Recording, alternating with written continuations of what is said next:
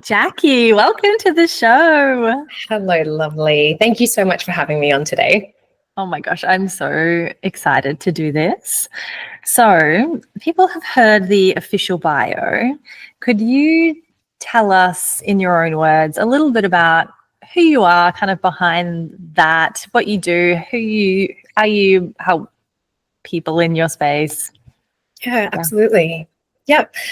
So believe it or not, I come from an acting background. That's sort of how I've made my way into the space of helping incredible women find their voice and find their story, and then, be able to share that on stage or social media or on video. So I grew up on stage. It's how I learned my craft. And so maybe I've worked backwards a little bit, but I was always that kid that did musical theatre at school. I was in every choir, I did speech and drama lessons outside of school, like you name it, I just threw myself into it because being able to perform felt really, really comfortable for me. It's where I sort of found my confidence as well.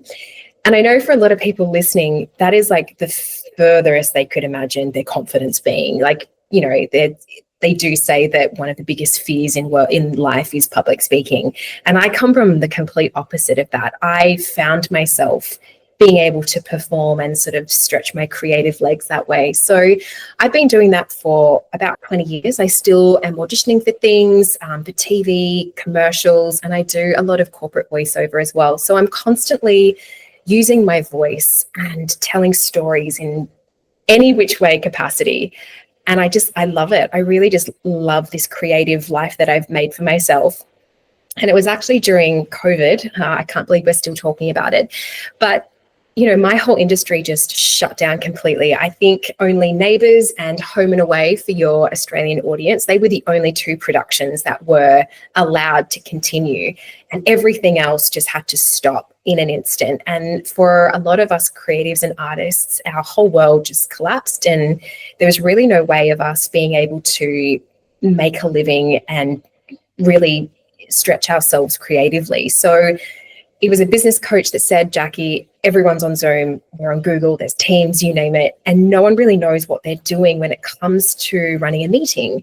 And speakers all around the world had lost all of their income, but we slowly but surely just went, oh, hang on a second, we've got Zoom now, so we can still perform and we can still speak, but speaking to camera is a very different beast to speaking on stage.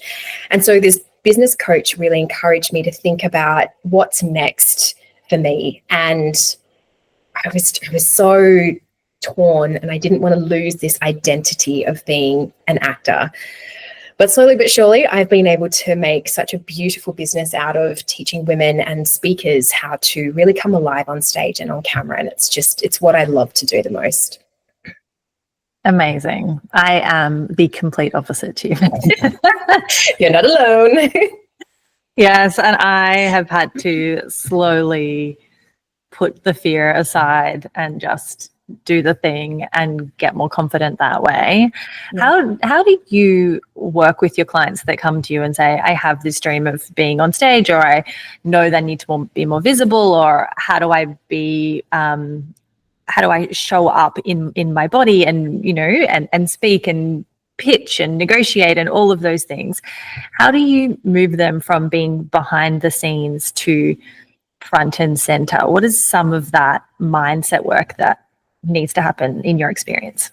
Yeah, I love that you touched on all of those facets of what being more visible and standing in your power and being able to command a stage or a new physical presence. And that even goes into, say, boardroom situations or just conversations in life. But I think starting from absolute scratch, it's so cliche, but it is knowing who you are and what you stand for. That is so important.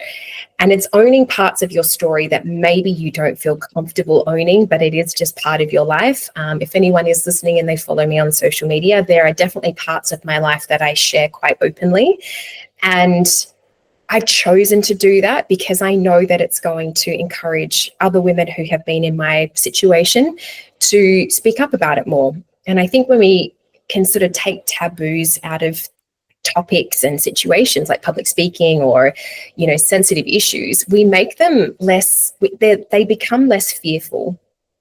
And we just like, oh, okay, it's not as bad as what I thought it was going to be. Or actually, because I shared and because I got on stage, someone came up to me and said, thank you so much.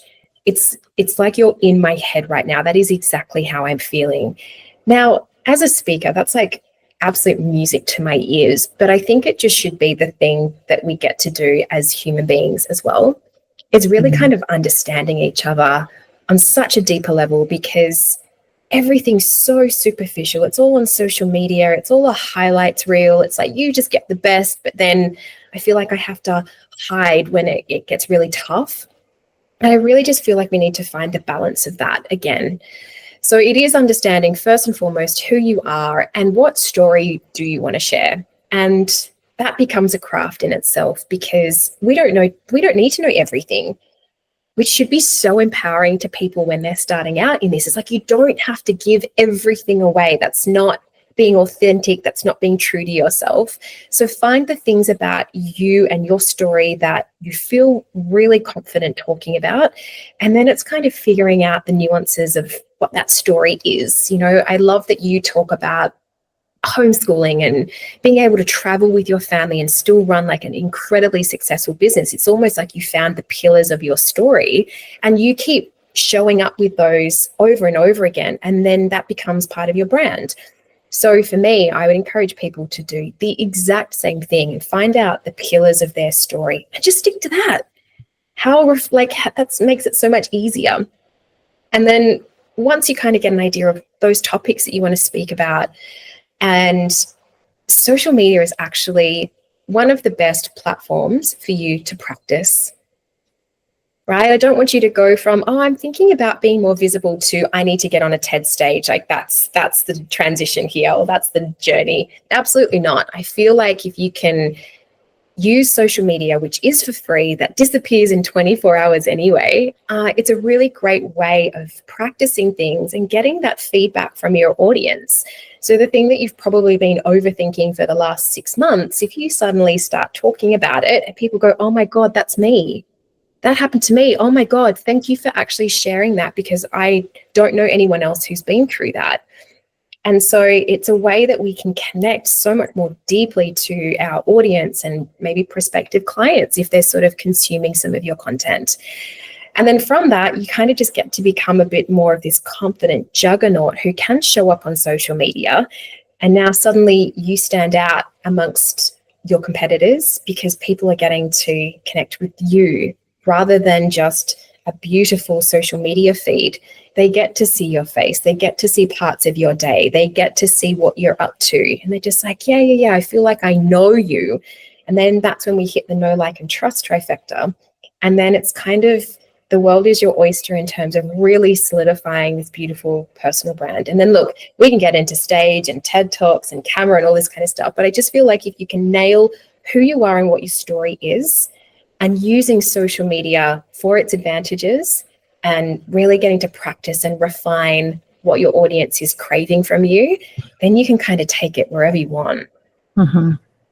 Yeah, I totally agree. I used to do lives and then delete them straight after because that's all I could handle. I was like, okay, I can show up here and I can stumble and blubber my way through literally. Yeah. And then it was just like running the reps. Like doing the layup and the like what the heck is that? What are they called in basketball? I haven't said that in a long time. Totally. That was I love the basketball reference. Let's go. Hang on, is that what it's called? Oh gosh, okay. But my point is, like, I felt like I just had to do it over and over and over and over to not be really, really crap at it. Yeah. And I didn't want that up on the internet, like my practicing. I'm like, all right, I'm happy to show up and kind of do that rep, but that's getting deleted. But that's where I started. And now I just, it doesn't mean I like the performance any less, but I've become more comfortable with it. Yeah. I love that you touched on the reps because that is what it's all about. And I mean, there is stuff on my social media that's from 2 or 3 years ago that I cringe at, but it kind of shows you the evolution of my personal brand and my business and showing up in a very different way. And so I love that people sometimes do leave those on there. It's just like, this is where I was. Mm. And just because of sheer perseverance and commitment to what it is I'm trying to build here, this is where I've gotten. And that's where you can see how much you have evolved, because you're just doing it every couple of days. Or lives are great, especially if you're interviewing someone, that takes a bit of the pressure off of you. So you are showing up, you're showing those active listening skills and being able to ask a really great question. But your guest is kind of taking a lot of the heavy lifting. So great, do that. But you have to get your reps in. Please don't do one or two and just go, this was shit, I'm never doing it again. You've got to cut through that, because the best of us did not start perfect. I promise you that. Yeah, no one. It's such a skill. And I don't think I knew that in terms of video. So I started in video in 2019 is when I started being consistent with video. Yeah, well, I'd said yes to, like, my business has been since 2017, I think, but it took me a couple of years to actually be visible on social media. Again, I was the stuttering, shaking person with any public speaking, anything. Yeah. So it really took a long time for me to then feel comfortable enough to show my face and speak, and then, run 9-day events and all of that. Yes. But then that still did not translate onto stage. So, when I did the TEDx talk last year, and you really helped me with memorizing a lot of that. So thank you. P.S. Jacqui is amazing. We'll talk about that later. But the work that I had to put in to write it and memorize it and perform it was just next level. And I think with anything like this, it really is a skill that we can learn. You can learn it. It's a skill. It's not like these people are good at it and these people are not. Yeah. I've had to do this myself in business with money. Right? I had that money mindset of, I'm terrible with money. Like, every time I earn it, it goes. I can't save. I can't I can't keep my records or everything, like, with my business. I'm such a creative human. Work would come in sporadically. It would be paycheck to paycheck. That was my experience. And that was the note that I kept telling myself over and over and over again. And so I compare speaking, showing up on camera the exact same way. Like, if you keep telling yourself, I'm shy, I'm nervous, I can't get in front of people, what if people judge me? Well, then that's the narrative that's going to keep playing over and over for you. So you never will. I've had to learn how to do the numbers in my business. It's a skill I've had to learn. Do I like it? Absolutely not. Do I have to do it? Yes. Otherwise, I'm going to get into trouble and I'm not going to be able to run my business the way I want to and make money from it. So I've had to learn that skill. And I would love for everyone to sort of go, great, where is something in life that I absolutely am so good at? I feel confident. You ask me to do it and I can do it for you in 10 minutes. You can have that with showing up on camera and showing up on stage, but you know that it took you time to get there. And so it's about the reps, but it's also the effort that has to go into it as well. So if you are starting in this space, just please keep going. Trust me, there is light at the end of the tunnel, and it's so worth it once you get there. It's just so worth it.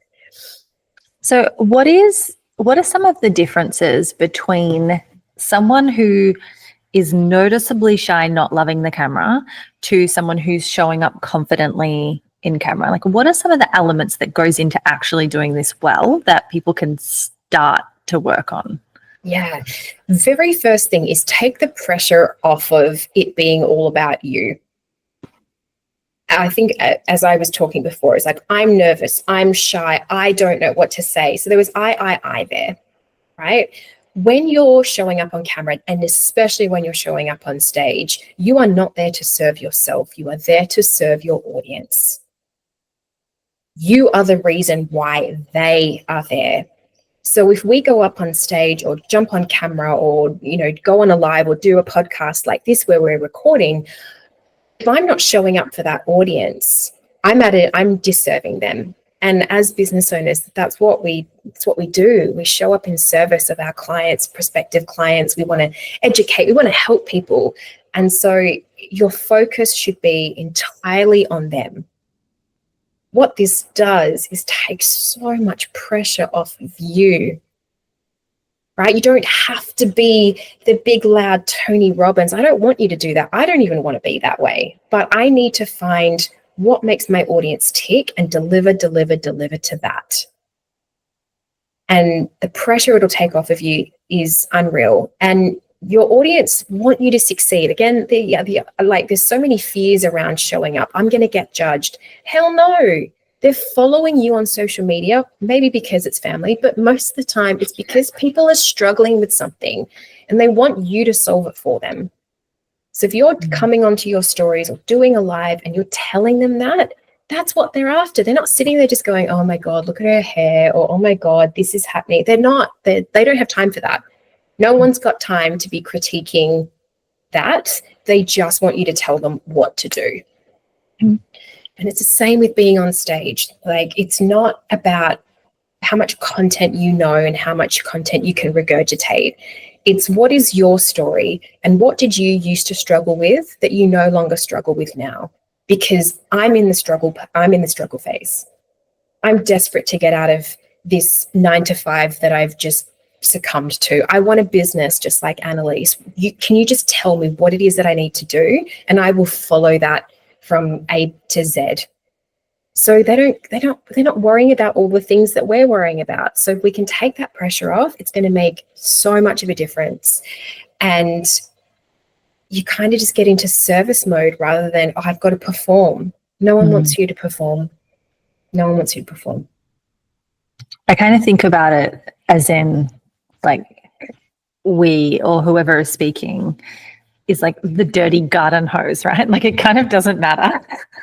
But because they're delivering the water, that they're like, do you know what I mean? We're just serving in that. It doesn't matter what the vessel is.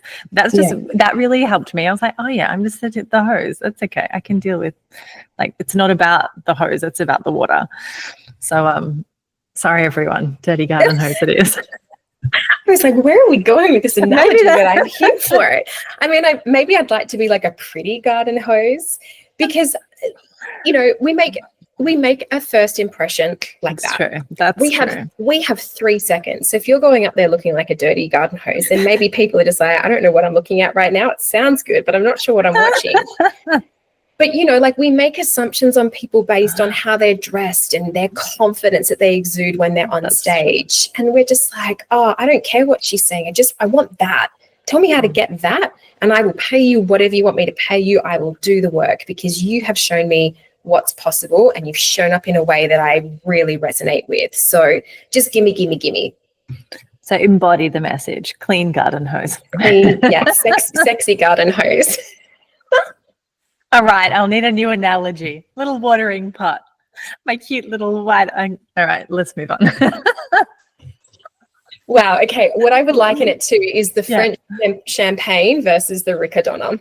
Yeah. Okay. Yeah. Fair. I want to show up. The stuff inside is that's what we want, right? Yeah. But it's the packaging and things that we pay for. Yeah. So yeah, that's what. Okay. Noted. Noted. Yep. So let's talk about the actual nitty gritty of what comes about. So we talked about presence. What does that look like? Is it that we are thinking about, I mean, of course, the content and what we say, and I know that you speak about how important language really is and the words that we choose. Oh, yes. So let's talk about that. But then also, is it like, what makes someone look good on camera? Is it that they're like eye contact? Is it shoulders back? Is it tone? Is it volume? Is it like, what are the components that go with, like, what is the ingredients of the recipe of someone who is, the champagne, the sparkly? What elements am I? I'm going to be quiet. Okay, I'm going with you, and I'm trying to compartmentalize. Okay, let's touch on the first part of that question, which is our words. Right, our words have so much power. We've heard that before. So my saying is, our words have power, but are, and like do not. So one of the very first things that I will notice when someone, I have a service which is like a speaking audit. And so before I start working with someone long term, I really want to get an idea of how they're presenting already. And a lot of times, one of the very first things that I'll try and remove from their speaking are your filler words, ahs, likes, you knows, reallys, all of this type of stuff used in the way that they shouldn't be. I want you to use the word like. I really like how you're dressed today, Annalise. You look beautiful. But if I'm like adding likes when they're not supposed to, you know, like be added in the sentence, it is the number one way to reduce your credibility. And it's also when you're given such a short period of time, like let's say you go to a networking event and you've got 60 seconds to pitch yourself in front of a room of 30 people. 60 seconds will get eaten away by all of these filler words that have no need to be there. So it's one of the biggest things that I'll get you to focus on when you start working with me. The second thing is the number of times that people will say to me, oh, no, that's not what I meant, if they say something. And I really just want people to be very, very clear that you don't know who's listening to you when you speak. So please don't use words flippantly. And most recently in the press, we've had some issues in Sydney for those of you who are in Australia, and we've had the anti-Semitic behaviour happening and a real attack on the Jewish community in Sydney. And there was a huge article posted all over The Guardian just saying paid actors were used to, like, they basically said paid actors with the intention of that sounding like they were criminals for hire. And I got really offended with that because paid actors, generally, we know that that's what the little subtext says on a commercial. It says paid actors are the ones that are telling you that this shampoo is the best shampoo. And so what you've done is you've connected two words with something very, very different to what they mean. And unfortunately, with clickbait and things moving through the press so quickly, there's a lot of the population that would have seen that and just gone, oh my God, they paid actors to attack the Jewish community in Sydney. Now, that is not what they meant at all, but they chose these specific words and you just don't know who's on the receiving end of that language. So I do ask people, please just use your language delicately. Because, you know, things like, oh, I hated the way she did that. Like, hate is such a strong word. When we use things like obviously in a sentence, well, it might not be obvious to the person listening. So maybe have I come across as saying that, oh, well, you're silly because you didn't get it. So, yeah, I think we've just let a few things creep into our vocabulary. Ums and ahs have only been around for 100 years. Shakespeare never used them. So, like, we've done it to fill spaces. Like, I know what we're doing with an and an ah. We're trying to fill these empty gaps. I just say embrace the pause. Yeah. Let people hang on the words that you're trying to say rather than going, oh God, she's just, it's a lot. It's like, I don't know. Like, I guess it's just, I haven't said anything. I've just spoken for 10 seconds. I actually haven't said anything. So I just, being very mindful of the words that you use is so important in this space. Mm-hmm. And I think the second part of your question was, you know, what do we do when we want to show up on camera? First things first, I want you to look and feel comfortable with how you are on camera. Because if you go up there and like your hair's in a messy bun or you haven't put any makeup on, you're going to turn that camera onto yourself and you're just like, oh God, I'm ugly, or I'm not pretty like the social media girls are and I don't look like her, so I'm just not going to do it. So I batch my social media content. I'm not silly. I don't have time. So if I'm doing a heap of videos, I will batch it. I'll have full face of makeup on, my hair done. I'll change out 3 or 4 outfits and I'll record and then it's done. And I'm going to let you in on a little secret. I will put filters on everything because I don't like to wear a lot of makeup. I'm not a makeup girl. But if it means the difference between me showing up and doing a few stories and me not, I'm going to do the things that are going to make me show up on stories versus not. So I will put filters on things. I won't have big lips and fake eyelashes, but that's my choice. But I will do whatever it takes so that I'm showing up consistently enough for my audience. So you have to look and feel good because it's going to make such a difference to your energy, not just the quality of your video.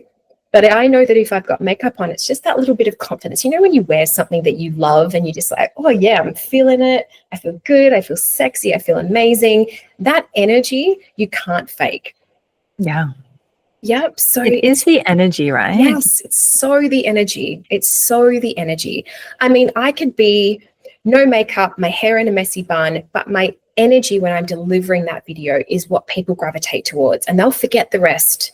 So just please try and forget the visual element and focus on what am I showing up to tell my audience, and why do they need to know this right this very second? Like, why is it important to share with them now? And then you'll figure out the rest. But don't do it the reverse and just worry about what you look like, because 9 times out of 10, that's the first thing that people will do, to be like, no, not doing this anymore. Yeah. Rock a filter. Rock a filter. Just own it. Seriously. Everyone's you. Oh, yeah. If you don't want filler, put it on a filter. Exactly. Yep. I agree. I'm annoyed with Instagram this week because they've removed all of these filters. I'm like, my favorite one. I'm like, the one that was just like subtle but working. Come on, Instagram. Correct. Who's got time to go on hunt for another one? I don't have time to look for filters. I really don't. No, it's all right. We will. Look, first world It's problems. been found. It's been found. Don't worry. It's been found. It has? Okay, Yeah. good. Yeah. I'll share mine with you. Perfect. I'm not there yet. Oh, definitely. Moving on. Okay. So that is important. So with the energy piece, how do you speak to your clients around that? Because I feel like for me, it's a bit of a performance, but not in a way that is inauthentic. Yep. But I was speaking to someone else on the podcast about personal brand and talking about how it is a bit of a performance, right? But I feel like it's just dialing up elements of my natural self that I'm not going to actually sustain 24/7. Yes. So that's how I think about it. Yeah. I'm not being fake on social media. I'm not being someone I'm not like, but we're different people in different contexts. And like you said at the start, choosing what we show on social media.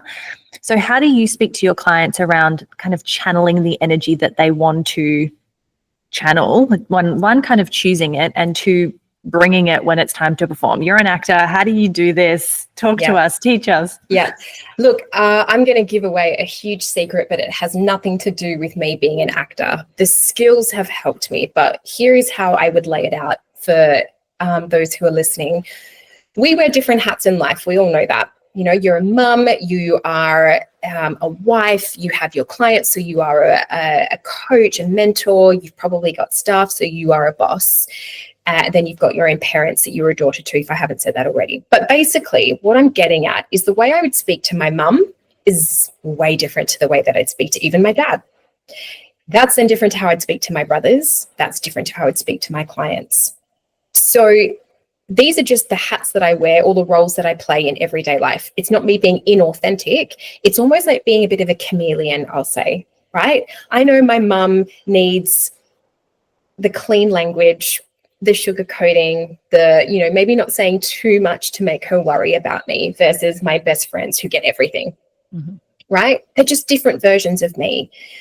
And I would encourage you to do the same thing when you're showing up on social media, right? If you were to jump on a one-on-one call, which I know a lot of your audience are doing inside their agencies, inside of coaching, we all do Zoom calls, right? If I was to do a Zoom session with you right now, Annalise, and just be like, yep, so the next thing that I want you to do inside your business, can you just send the copy over to me? That would be great. Your client's probably sitting there just going, where's my coach?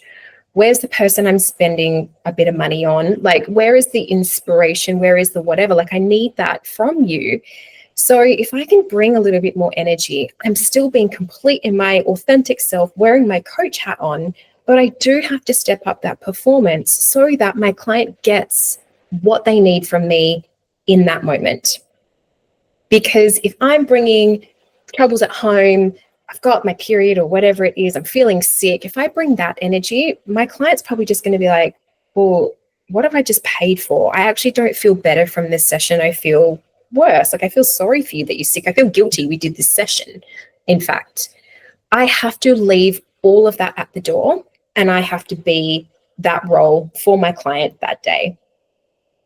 So it is an element of performance. It's just that's how it is. But again, we're not Meryl Streep every time we get on camera. It doesn't have to be that level of performance and nuance and body language and all that kind of stuff. Absolutely not. But I do have to turn it on. Yeah. Right? If I was to jump on Instagram stories and they'd be like, hi, everyone. I just thought I'd jump on and tell you about my day. And yeah, it's been such a hard, no one wants to listen to that.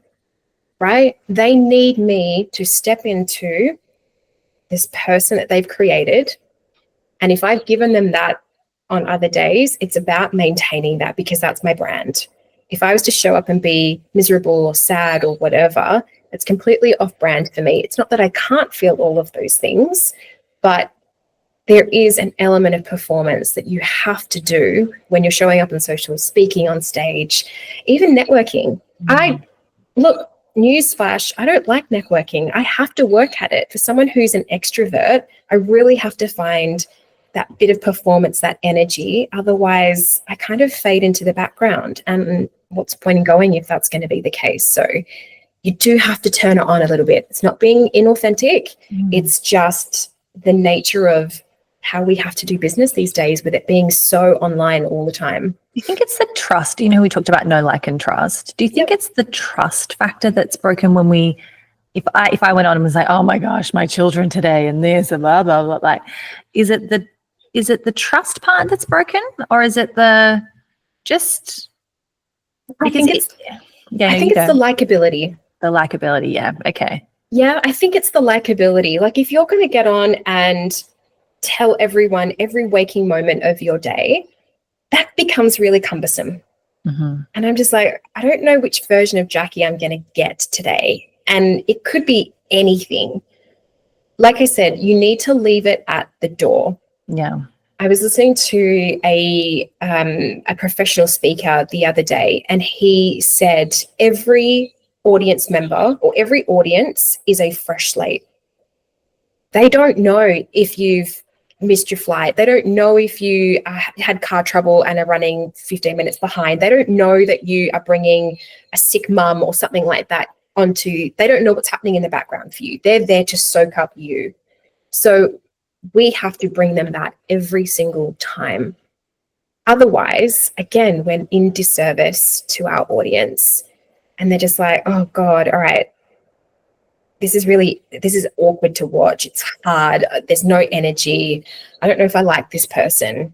Yeah. So yeah, I think it comes down to likability. You're right. And I do see this as a mistake that a lot of people make. I think especially in my field. So I work with a lot of freelancers, a lot of women using skills, virtual assistants, marketers, that kind of thing. Yep. And a lot of us are typically used to being behind the scenes. And so being on social media feels like something we need to do. I'm saying I don't feel like this anymore, but I'm just going to use the we. And so when they do go on social media, they want to be authentic, but they haven't thought about these things. So I'm so glad we're having this conversation, because honestly, my feed is full of my socials, the stories are full of this, where people will come on and do that and drain on about their day, thinking that they're building relationship when actually it's the opposite. So I'm glad we're kind of,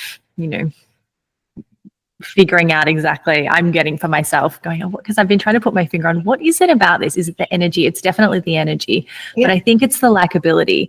And people aren't going to come and spend thousands of dollars with you as a business if they don't like you and want to hang out, and not hang out, but if they actually want to spend time with you on Zoom and trust their business with you. We have to have that level of professionalism and energy to actually make people want to invest with us and trust their business in our hands. So we need to be careful. We really need to be careful about how we're showing up. So thank you for articulating that. That's so useful.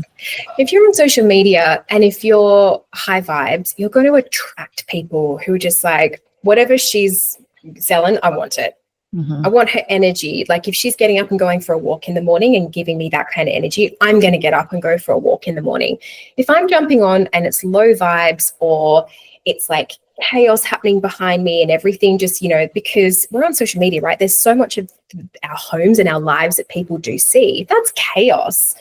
And we keep talking about, how full on being a mum is in business. Like, I'm not a mum in business. So I'm purely talking from my own perspective here. But if I'm seeing chaos happening in the background of someone's home, in their lives, oh my God, my 2-year-old's running around again, we're sick, we're this, I'm just like, are you going to have any time for me? Mm.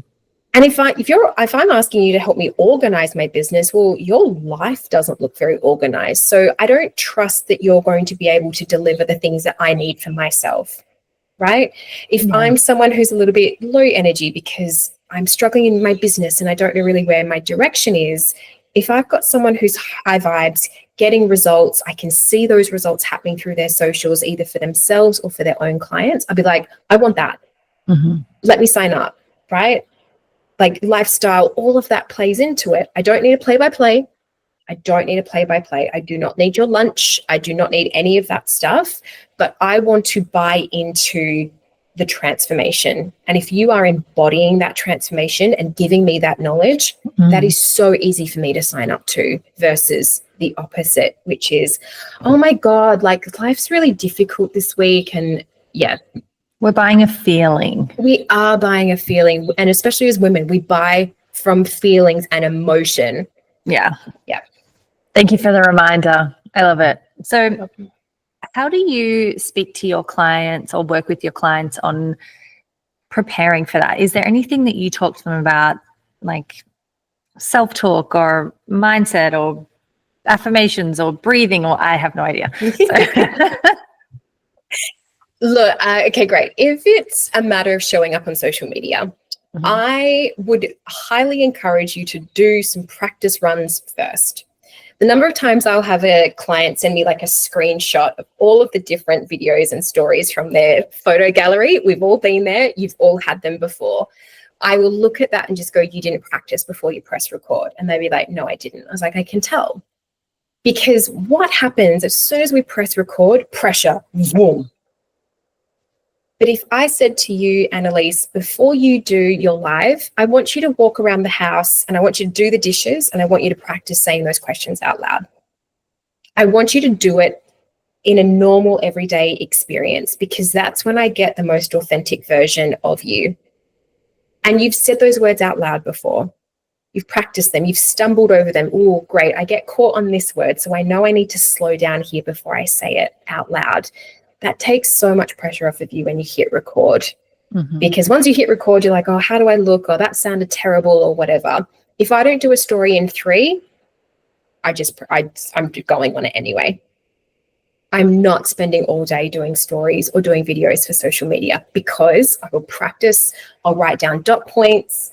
I've got a wad of Post-it notes. If I'm really struggling with something, so if I've got my phone like this and I'm trying to do a video, I will put a Post-it note over the screen so I can't see myself. So it's keeping my video open, and I will just talk to those Post-it note, the dot points. Yeah. And that's clever. Oh, it is a game changer. Oh my goodness. Stop looking at yourself and going me, me, me, me, me. Speak to the points that you want to speak about. Get in, get out. Don't add any fluff. Super clear. And then end the recording. I love it. It's such a game changer. I've just got wads of Post-it notes for that very reason. Okay. Hot tip, everybody. Hot tip, everybody. Post-it notes are lifesavers. And I know that because a lot of your girls are agencies and VAs and whatever, you probably love stationery as much as I do. So like, it's Post-it notes, it's highlighters, it's you name it, I've got it here. So Post-it notes for the win. Yeah. Okay. Thank you for that. Pleasure. Yeah, the practicing is not something that, I think because I was so nervous initially, it was like, I just have to do it or I'm not ever going to do it. And then it's done. And I haven't thought about the quality, but more and more with the social media and internet being so noisy, I think that quality is something that we all need to really dial down on and really think about, and just take more time and do less, but a lot more clear and a lot more quality. You've got 3 seconds. Yeah. You've got 3 seconds. If you're off on a tangent or you're struggling to get to that hook, we talk about hooks in content all the time. Video is no different. Like, we've seen those videos or those stories just going, hi, everyone, I just thought I'd just swipe. You haven't even finished your sentence yet. But I know that she's rambling. She's rambling. I don't have time. Someone else is going to get quicker to the mark. I'm going to watch their content over yours. So if you can practice, it's like running a marathon, right? You're not going to run a marathon without warming up and stretching first. Yeah. Otherwise, you're going to have a terrible time. So if you do a bit of practice beforehand, get in, get out, run your marathon on stories, and then done. And you'll be like, oh, that was so much easier. And then within a matter of weeks, you will not need to post-it notes. You will not need to, you will just be in the zone of, when I press record, boom, feedback, get out of there. Yeah. And please put captions on all your stories. Please put captions on all your stories. Yes. Yeah. Yes. I've been very absent because I haven't felt like it, but you've inspired me.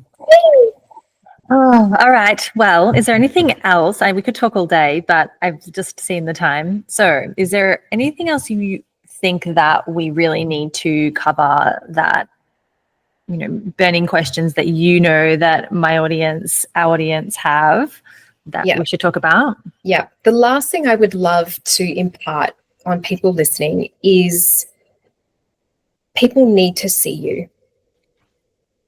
People just need to see you. The world and the online space is so busy and loud. And I think for me, even in my industry, there feels like there's an extra 3 to 4 public speaking coaches just every week or every month or whatever that is. And so it is a huge competition. I don't care what anyone says. It is a competition. The more that you can put your face, your words, what lights you up, I'll talk about things that I've seen. I love, it's award season for me. So as an actor, the Golden Globes, the Oscars, it's just like a delicious time of year for me. People get excited for Christmas. I get excited for award ceremonies. And so I'm watching these to watch the acceptance speeches. I just live for that. I geek out on that and I share stuff, and people are just like, oh my God, I love that your input on things. Yeah. And so have a point of view. Have a point of view, something different to offer the world, and you will be amazed at how many people just go, I never thought about it like that. Or thank you so much. You made that so clear and I understood you straight away. That's what's going to keep people around you. But if you hide behind your infographics and your carousels without showing your face, people are going to be like, next. Because there are 10, 20, 50 other people doing exactly what you do. I just want to know why you do it and how you are the person I want to work with. So please show your face and give me something that I can resonate with and we can connect on. Yeah, I agree. Love it. So how, Jacqui, do people come and find you? Well, Annalise, come and find me on social media. Because it is award season, so I am going to town with the acceptance speeches. I'm loving it. Oh, it's so much fun. I love it. If I hear someone else say, I didn't prepare anything because I didn't think I was going to win, that's a whole nother podcast episode. Why are the actors who are nominated for gigantic awards doing that? I don't understand. But the feedback from my socials has been a number of women who will put themselves up for an award, but they will not prepare their acceptance speech because the application was one thing, it was the deserving of the win that was the next hurdle for them. Okay. And they're not there yet. And that just broke my heart. It's a worthiness thing. It's a worthiness thing. And that just crushed me. So there's a whole nother place to speak about confidence for women and owning that title or whatever that looks like. But please come and find me on socials. We have a lot of fun. I impart a lot of knowledge over there about just being authentic and showing up and storytelling. Storytelling is my jam. So if that's where you feel that you're at next, please come and find me. So it's at Jacqui Maloney Coaching on Instagram. Find me on LinkedIn if you're there as well. I've got some incredible things coming up and lots more in-person stuff this year. So I'm kind of back to my acting class roots, which I'm really excited for. Yeah. Yeah. And honestly, I just want to say, so everyone can hear, because Jacqui and I were in the TEDx together, and then Jacqui was unfortunately really unwell on the day, and we were just gutted. But in the process, I reached out to Jacqui because I could not memorize my speech. I was really struggling. And so Jacqui left me these videos on Post-it notes with all of these different methods about how I could do it. And I just honestly blew me away. So thank you, Jacqui. She honestly does know what she's talking about. So if you have a speech coming up or you need support in getting confidence, I mean, you've spent some time with Jacqui now, so you can kind of get a feel for how authentic she is and how much of an expert that Jacqui is in her field. So please reach out to Jacqui, follow her on socials. It's lots of fun. And yeah, I think that's it. Thank you, everyone. It is so important. And it does, I think, come down to valuing our voice for ourselves and knowing that we do have the right, that's not even the right word, but we get to share that. And again, it's coming back to, if we don't share it, then someone is missing out. So. And as a little side note, when you start showing up for yourself in your business, it'll be amazing how much confidence you will find in other areas of your life to speak up. And that's why I do think public speaking coaching is for everybody, because if you have the ability to speak up in your relationship with the kids, at work, if you're doing a 9 to 5 still, when you find that power and that confidence, there's nothing sexier than a confident woman. Yeah. There is nothing sexier than a confident woman. So public speaking skills will help you do that. So please, just first steps, start putting it out there and just see where you can take it. It'll just, it'll open doors for you. Definitely. I agree. Thank you very much for your time today, Jacqui, for sharing your knowledge, for sharing your time. I appreciate you so much. Thanks, darling. Thank you for having me. Thanks.